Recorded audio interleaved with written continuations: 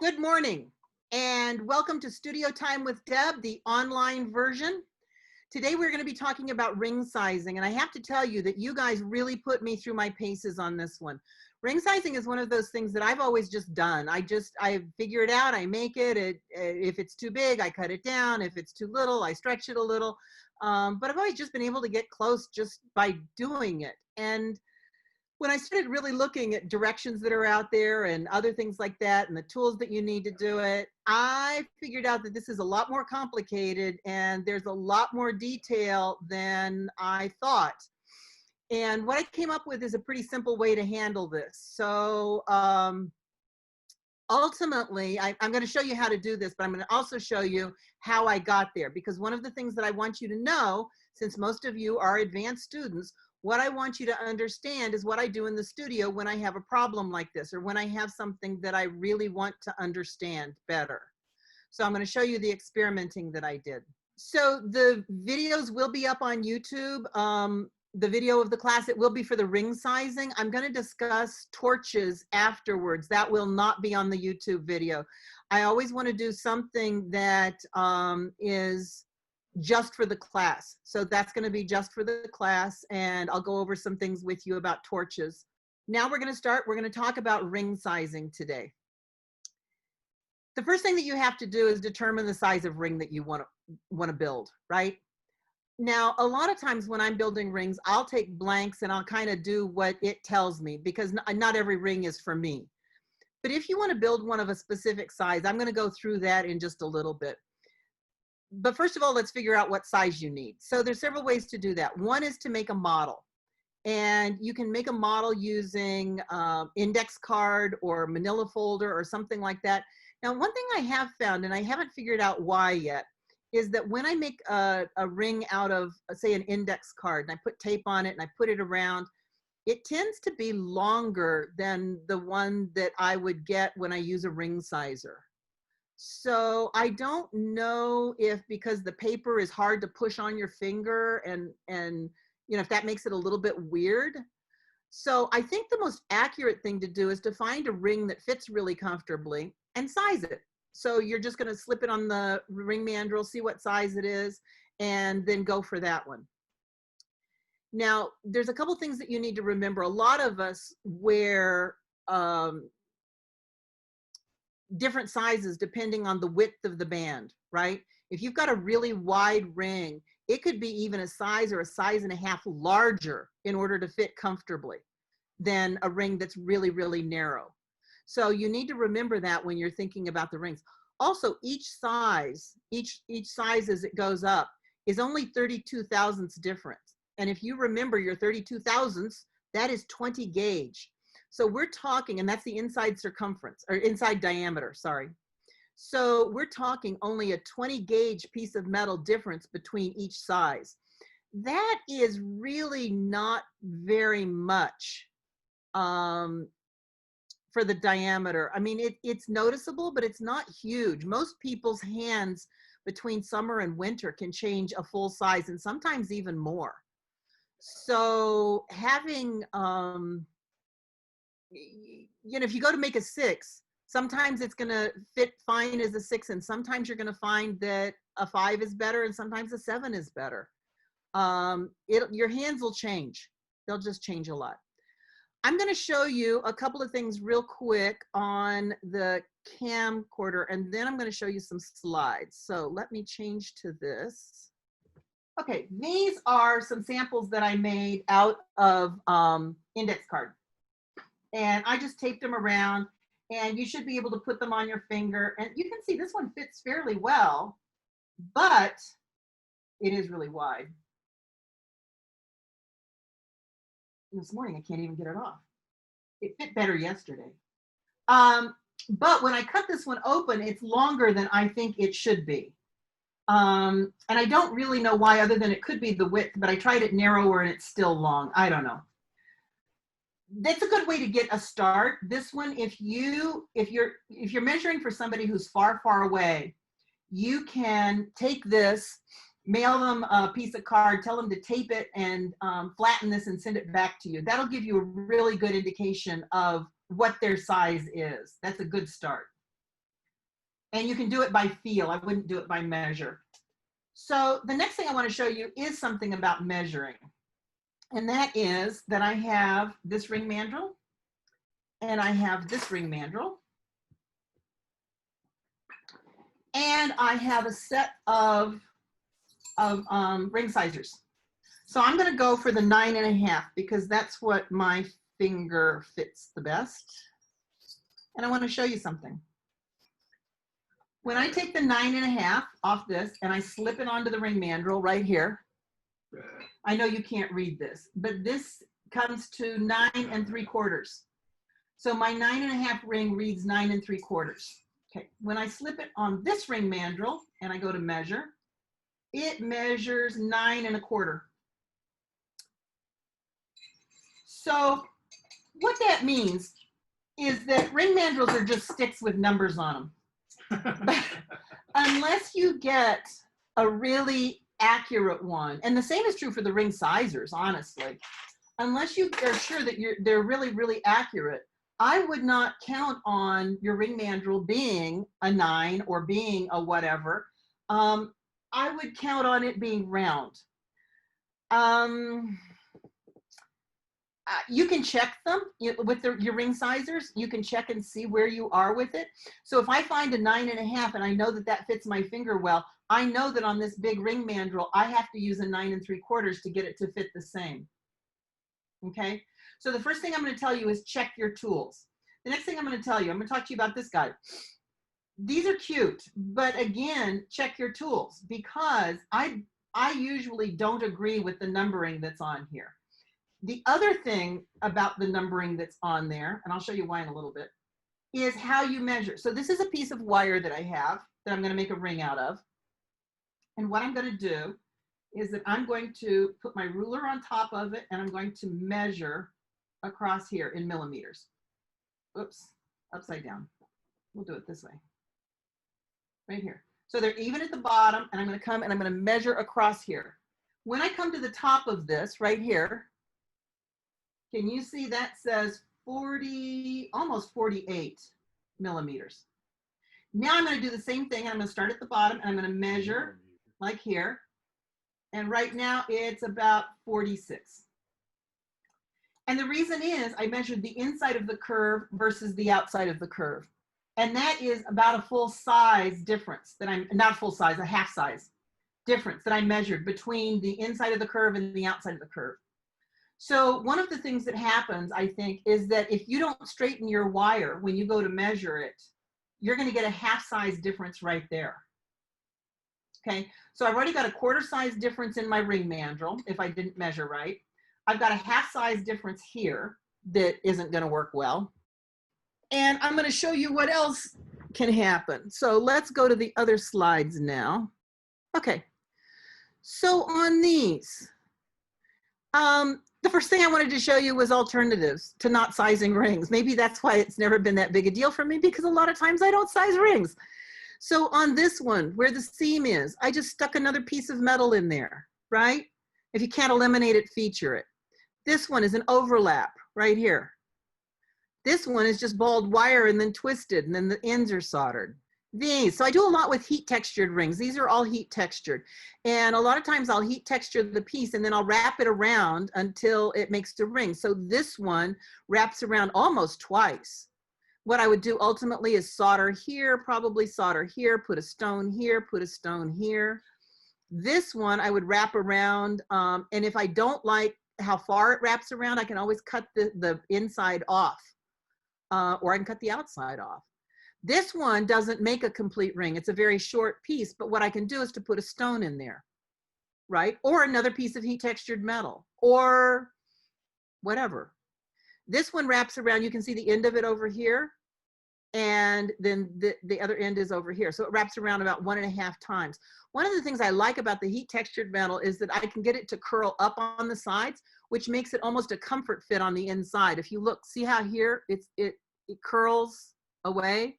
That makes a really nice, and this one does too, makes a really nice comfort fit band. This is to show you a little bit about a textured band. One of the things you need to do if you're going to make a textured band is you can overlap it like the top one, but you can also texture the seam once you're done. So this one, the solder seam is right here, but it's been textured over. If you're going to do that, what you need to do is that you need to be sure and allow a little bit, make the ring just a hair smaller, so that when you do that, and this gets stretched right here from retexturing it, that you'll be okay for size. Okay, so what I would do is to solder this from the inside with hard solder, and then go in with exactly the same texture hammer and retexture it. Okay, so let's talk about this. What I did was that I wanted to figure out, I had a theory. My theory was that those of us who use pliers to form our rings get a different measurement than those of us who use a ring mandrel and pound it around with a rawhide mallet. And my thinking was that the mandrel would allow for more stretching on the outside and less compression on the inside. Let's talk for a minute about the metal itself. When I have a band of metal, a piece of metal, and I'm going to bend it around something, it makes a difference. The shape of the metal, the thickness of the metal, and everything else. The reason the little yellow rulers tell you to add 3 times the thickness of the metal to that is because it's assuming that all of the movement of the metal is coming from stretching the outside, that when you bend, the inside doesn't compress. And that's just not true. That's not how it works. That's why 3 times doesn't work. If you do 3 times, you're every time going to get something that's too big. So what you need to do instead is that you need to kind of look at your wire, and you need to figure out how much it's going to compress and how much it's going to stretch. So it stretches on the outside, it compresses on the inside. If you've got something like a big, thick rectangular wire, and that's what this one is, we're looking at the narrow edge of a huge, thick rectangular wire. It's 5 by 2. So if you're working with something like that, it's going to be much more even with the compression and the stretching, although it's going to stretch a touch more than it compresses, but not a lot. If you're working with something like Crazy 8 wire, because the top of the wire is thinner than the bottom of the wire, it's going to stretch more than it compresses. Does that make sense? I hope that makes sense. And that's going to be true for half round wire. It is not true for round wire. Round wire is going to be just about dead center, because the amount of wire on the bottom and the top of the circle, if you look at the end of the round wire, is going to compress and stretch the same. And it's the middle that's really going to determine the size. So what I have found is I'm going to give you the checklist as far as how to make sure that the ring's going to fit. Number 1 is determine the size. We talked about that a little bit. You can measure a different one. And I don't care what the ring mandrel says. If the ring mandrel says 11 and you really wear a 6, that's fine. Go with the 11 when you size it. Just ignore that. Ignore the number. Or get a ring mandrel that doesn't even have numbers. You'll be better off. So what I want to show you on the bench pen is, number 1, straighten this wire. Oh, so number 1 actually was determine the size. Number 2, check your tools. Make sure that you're making the size of whatever it is that you want to make, right? Number 3, I want you to straighten this wire. Deb, can you back up 1 second? What about the Crazy 8 and the half round? It won't stretch or compress the same because of the thinness of the wire on the top or bottom? Hang on. Okay, I'm back. Okay, let me try to explain this, how this works. Okay, I have 4 wires. These are the sections of the 4 wires, right? So there's a lot less material up here on my half round wire than down here where it's big, like this, right? So if I go to move this wire, it's going to be easier to move this because there's less material there than it is to move this. So what's going to happen on this one is it will stretch more than it will compress.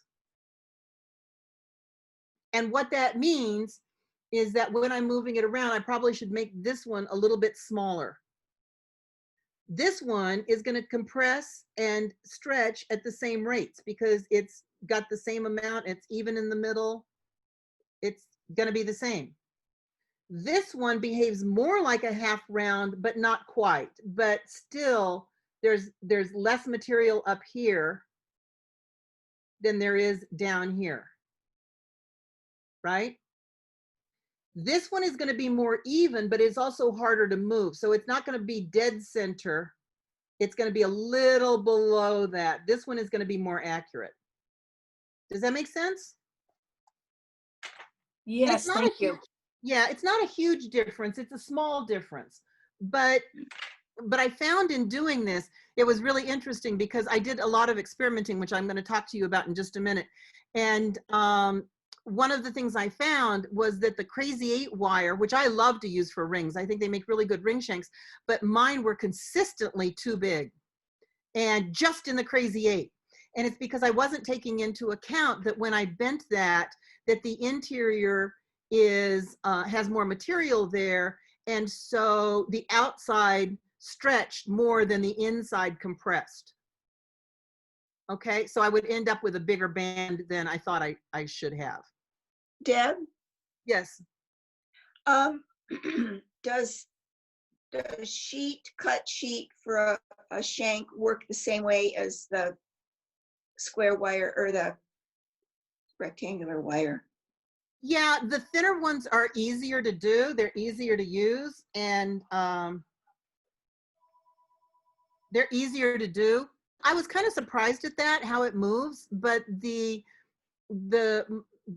Crazy 8, I found that to be true with. Sheet metal, because it's thinner, the thinner the sheet metal, the less you have to worry about this. The thicker it is, the more difficult it is to compress the really thick metal. Thin metal, you can get to compress and stretch pretty easily inside and outside, and it'll probably behave more like the round wire than thick sheet metal. The thicker you go, the more, I think the harder it is to compress the inside. So we're going to go back to my screen share. Hey, Deb, can I ask you a question real quick? When you're measuring on a mandrel, and it's a wide band, are you measuring the middle of the band? No, I'm going to show you that. I'll show you. Okay. So this is the end of the really thick wire, and I'm looking at the narrow edge of a piece of rectangular wire, and I want you to see that it is not filed flat. It's a little bit at an angle. Do you see that? I've got an undercut, so that when I bend that wire around, I'm going to undercut both sides just a touch. And for really wide bands, when I bring them around, that helps me meet them. You've often, I'm sure most of you, when you bring wire around, it touches on the inside, but not on the outside. It has a gap on the outside. By filing it a slight undercut like this, that eliminates that problem. That makes it work. Okay. This is how I measured. I took my index card, I held it up to my wire, I marked it, then I looked at the piece of sheet metal, or the piece of metal, this was Crazy 8 wire that I was working with, and I use 1 1/2 times generally the thickness of the metal to add to that. I find 2 times is too much. So I did a whole bunch of rings. I did 5x2 rectangular. I did 12 gauge square, 14 gauge round, and Crazy 8. And I did a whole set that I added 2 times the thickness of the metal, and a whole set that I added 1 1/2 times the thickness of the metal. And I was much more accurate with the 1 1/2 times the thickness of the metal than I was with 2. 2 was too much on all of them. 1 1/2 was too much on the Crazy 8 wire, which was really interesting to me. So you're going to mark the wire, you're going to cut it, and so you file one end first, you're going to mark the wire, you're going to cut it, and then what you're going to do is to file that second end. If it's really thick wire, you're going to file it for a slight undercut. If it's not really thick wire, you can just file it flat and it's fine. Now, the next thing that I did an experiment with that I found just fascinating is, Deb, can I ask you, I'm not familiar with this undercut business in terms of rings and so forth. Are you saying you're going to, not in term of rings. It's, look, Diane, look at this one. It's, what it is what is the white? Is the white paint? Or is the white at the end of the wire, is that your undercut? the white is the end of the wire. And can you see right here, this is not flat. This is a slight angle. This side is lower than this side. Oh, okay. So it's this side. It's not this side.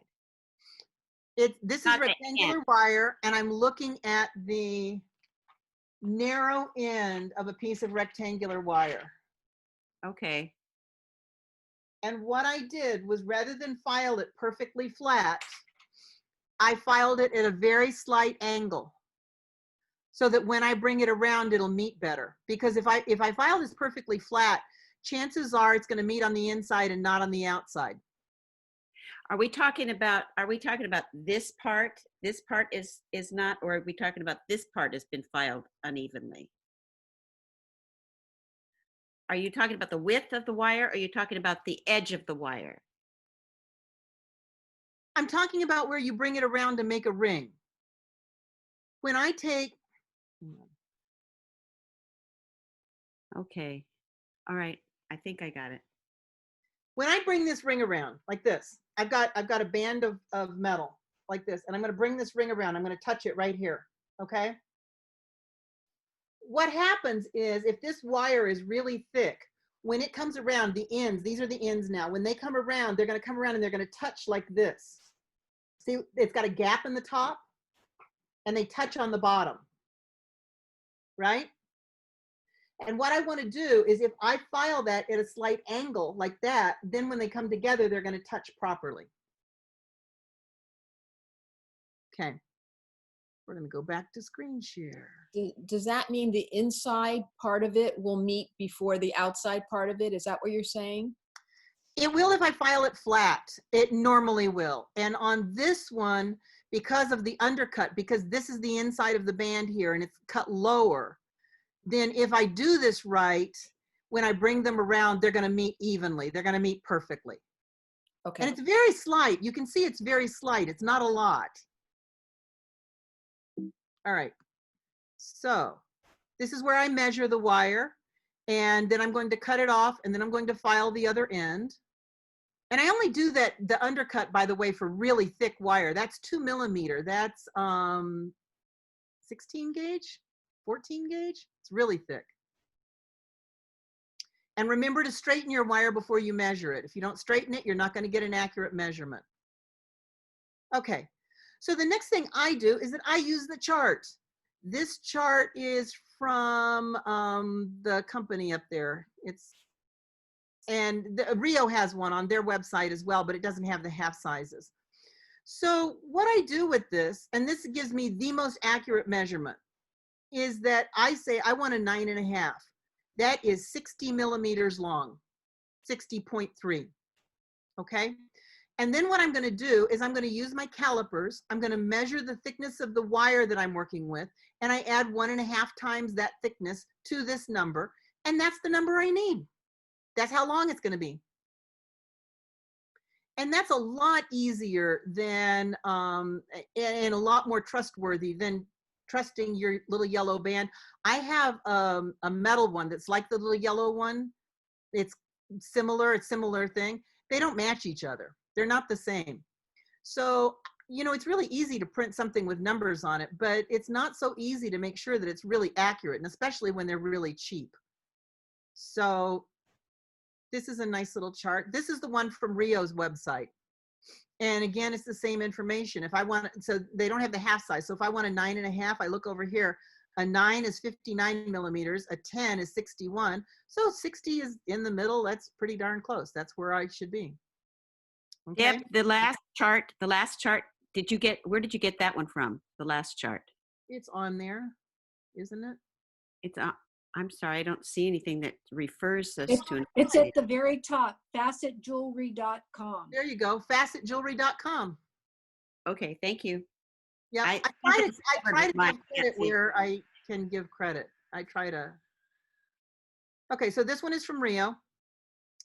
And it's fine for most things that we do, and it'll give you a good chart. They do have a really good educational thing in the back of their, on the back of their website if you go to resources. So the next thing that I was experimenting with and trying to figure out is, because I use pliers, I use the forming pliers to bend the ring shank around.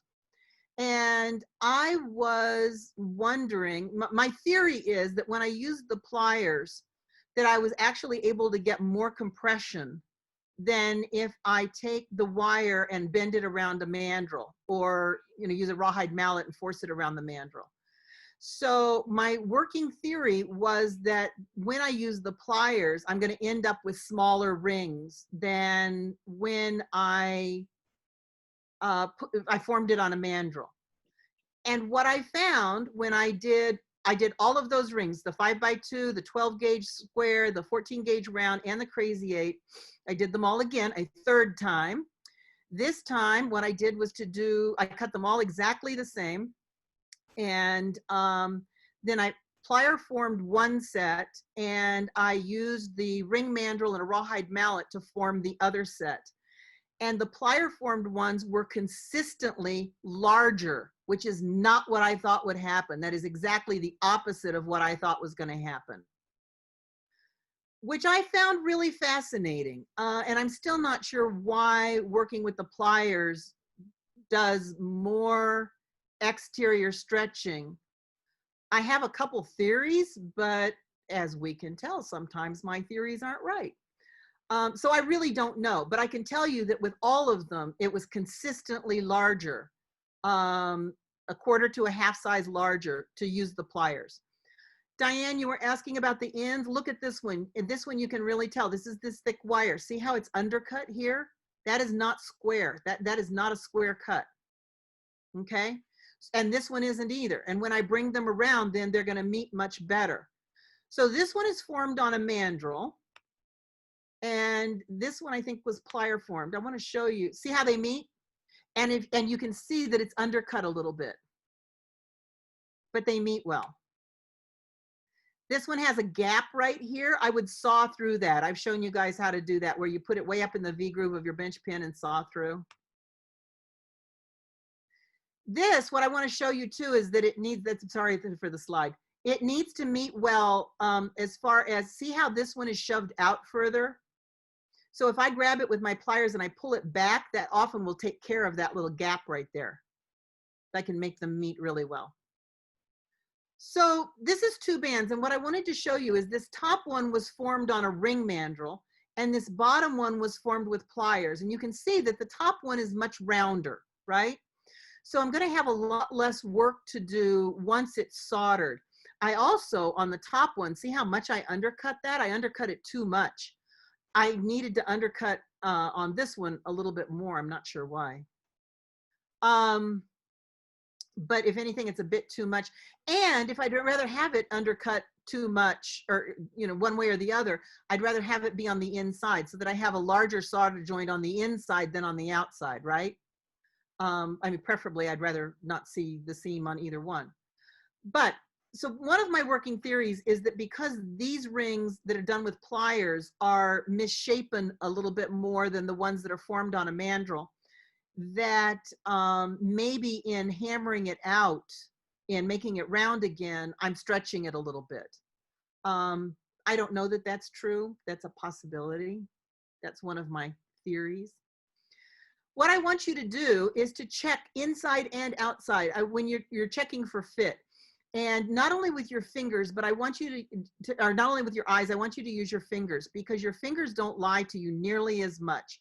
So I want you to check both sides, the outside and the inside. Sometimes wires are just twisted a little bit. Sometimes they're off up and down, but not sideways. Sometimes they're off sideways, not up and down. You need to make sure that they fit in all directions and they fit perfectly in all directions. Then use hard solder to put it together. Now, the next thing that you're going to do after so this one again, this one on the bottom was formed on a ring mandrel. This one on the top was formed with pliers. This I wanted to show you. I have read and looked at lots and lots of ways to determine what the size is. Now, number one is I don't trust my ring mandrel. I don't trust most actually I do trust the one in my studio. Most ring mandrels I don't trust. And the reason is what I showed you, that they can be a half size off from each other. Sometimes they're even more than that. I had one, I think I got rid of it, but I had one that was almost a full size off. When I size rings, I've read that you look at the middle of the ring, or you look at the bottom of the ring, or you look at the top of the ring, or you do. My theory is that you need to look at the bottom of the ring, because whatever the bottom says is what the ring is going to be, right? These are tapered mandrel.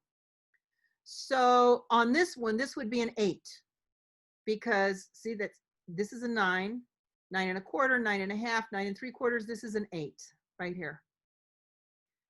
This one would be 8 1/4. So my theory is that whatever's the bottom of the ring is what it's going to be, unless it's a comfort fit. Comfort fit is the one that has the inside edge really rounded, in which case it's going to be closer to the middle of the band, or the middle of whatever's on the mandrel. Okay, it's where it really touches the mandrel that is you're going to get your accurate size.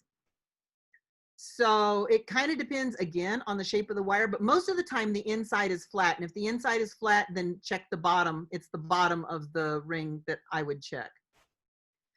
So the next thing I'm going to do after I get this soldered and before I put it on a ring mandrel is to clean the inside out really well. I want to be sure there's no excess solder on the inside. Number one, it'll make my ring smaller, but number two is if I do have to pound on it very hard at all, it's going to pound that solder into my ring. And then when I go to clean it up, I'm either going to have excess solder that's going to be a mess all over the place, or I'm going to, by the time I clean it up, have a ring that is no longer the size that I want.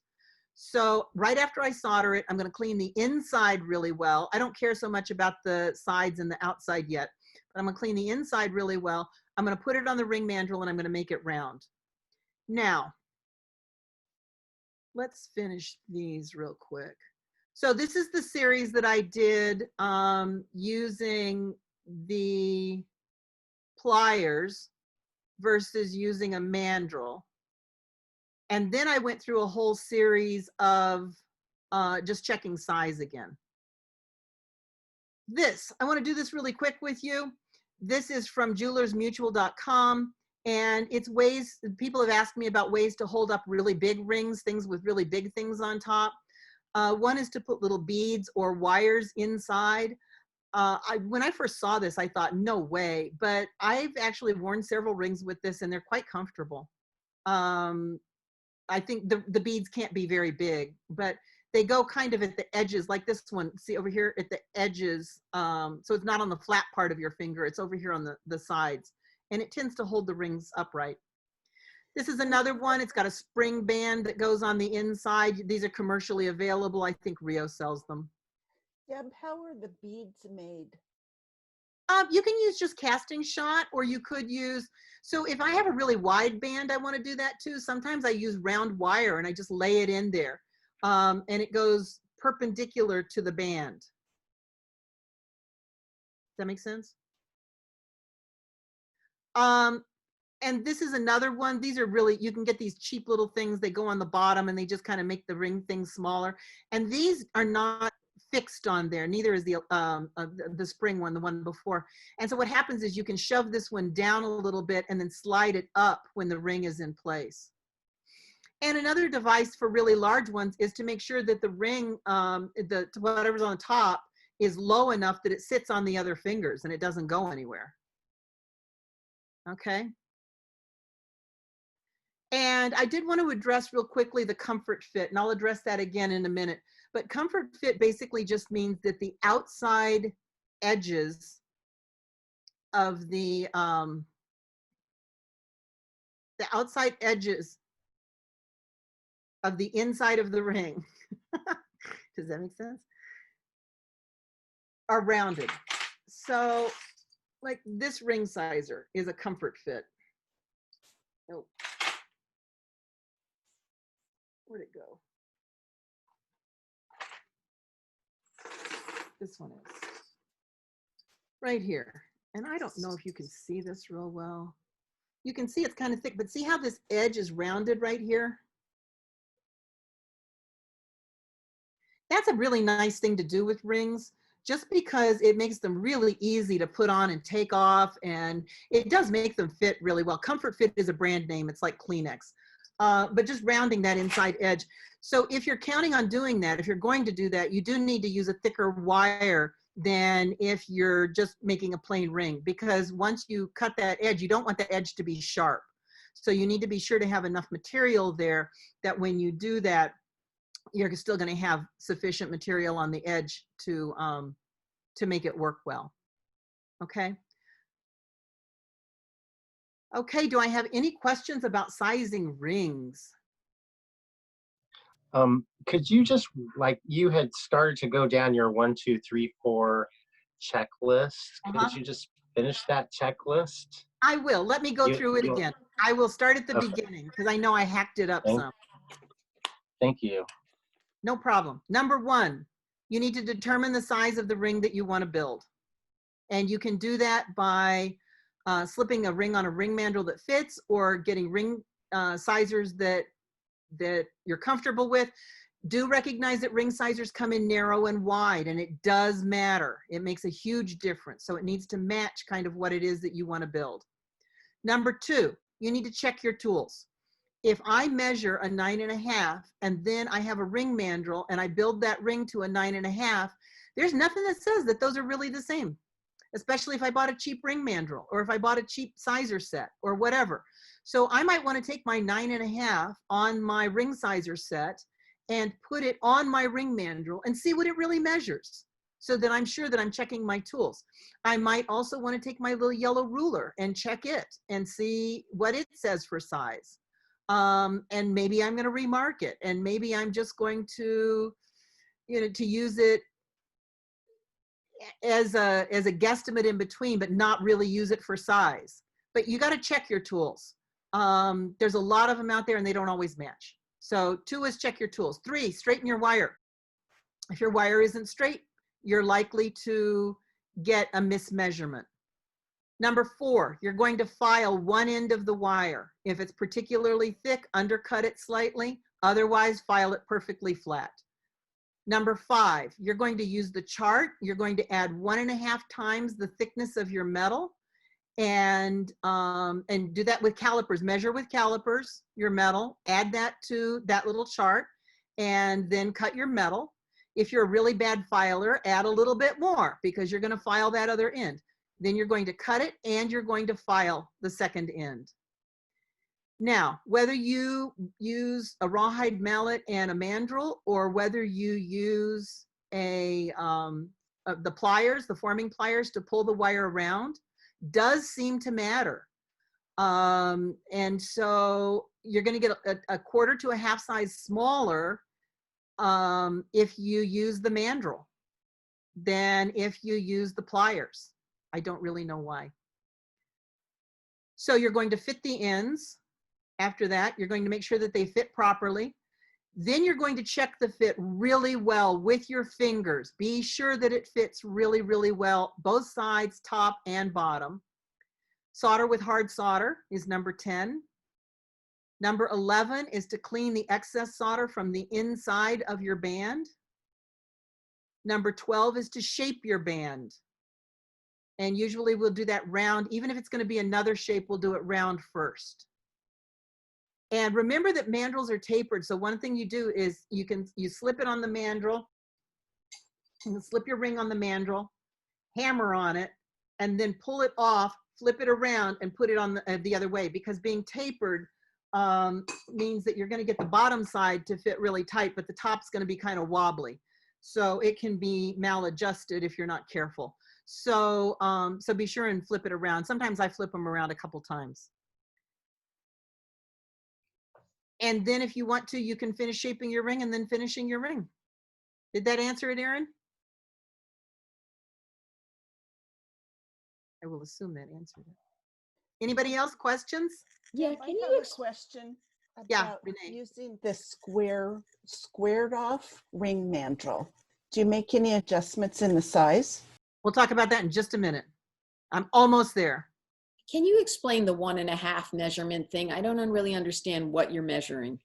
Oh, I'm measuring the thickness of the wire going around my finger. Yeah, let me, here. I have a wire, okay? And I'm gonna make this wire into a ring. So what the yellow thing is telling you to add 3 times the thickness of the wire. This is the thickness of the wire as it goes around right here, okay? And I'm gonna take this, I'm gonna put this either on a mandrel or in pliers, and I'm gonna bend this around. This is gonna come around into a ring.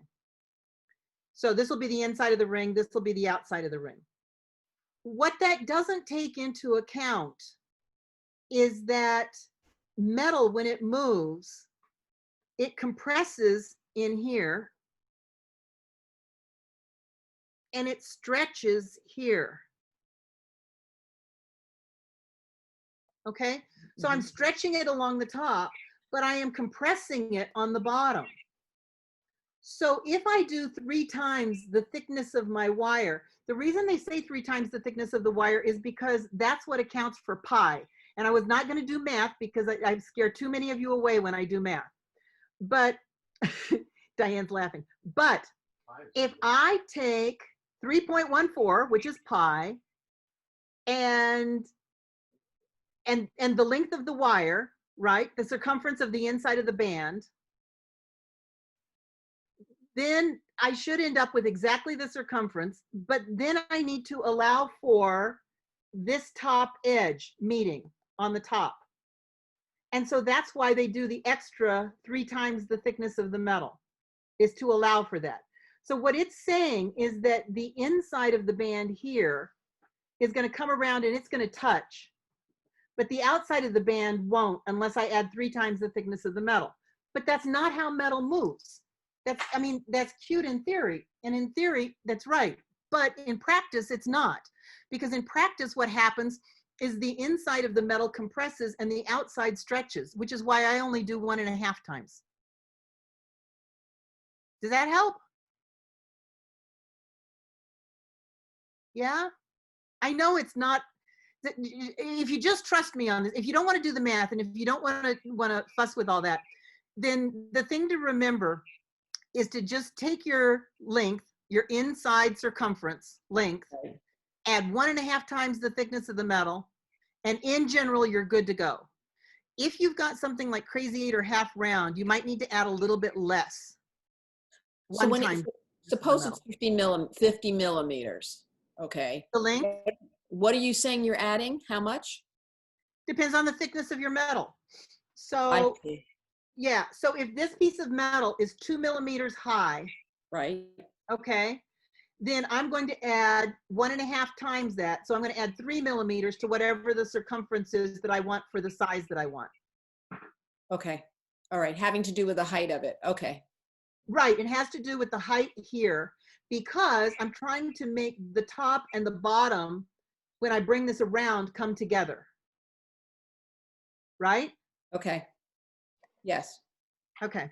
So Deb, Yes. how do we account for the width of the ring? Because I know when you make them really wide, they have to be bigger. They do. It partly depends on the person's finger, honestly. I make mine up to a full size bigger, and it depends on how wide they are. They say for every 1/2 inch, I think I was reading, that you want 1/2 to 3/4 of a size bigger. So if you have a ring that's, you know, that's significantly larger than that, it's going to be bigger yet. Yeah. Yeah, it really does make a difference. Part of it depends on how fleshy your finger is. You know, if you've got a really fleshy finger here, when you go to bend that finger, if I've got a really wide ring, that has to go somewhere, right? Otherwise, it's going to be uncomfortable. It's not going to be wearable.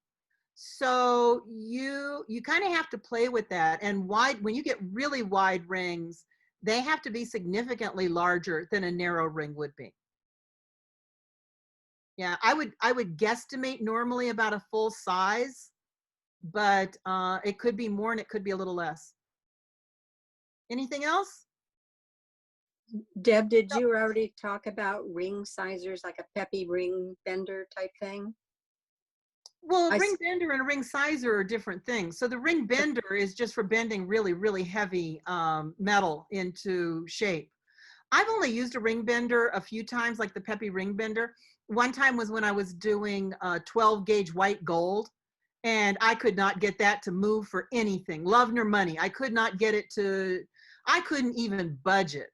And so the Peppy ring bender worked really well for that. But even the 5x2, if you anneal it in silver, I didn't have any trouble bending it around with pliers or on a mandrel. So the ring bender put some pretty big marks in it. At least it did for me. Maybe I needed to polish mine or something. They have, But Deb, they have the Delrin that you can put over it so it doesn't mark the metal. yeah, so you can do that. They're fine, but you still need to know what size you're going for, and you still need to, cut the blank and make sure that it meets, and you still need to do all the other stuff. It's just that you're using a different mechanism. Whether it stretches as much or as little, I have no idea. I don't own one of those, so I don't know. Yeah, that's kind of what I was asking. The I difference can't help between you. pliers and the bender. Okay. But that's Thank one you. reason that I explained my experimenting to you, is so that you can take 4 pieces of wire like that. You can cut them the same. You can figure it out. So you can figure out if it works or not. If you want to use a ring bender, that's great. But then you need to figure out what that means for you. Oh, no, we have to do work? Yeah, you I gotta know. actually think. I'm not going to spoon feed you that much. You're on your own now, Shelley. Yes, you're a grown up. You're on your own. Okay, guys. Thank you for joining me today for the Studio Time with Deb online version. And I will see you next week.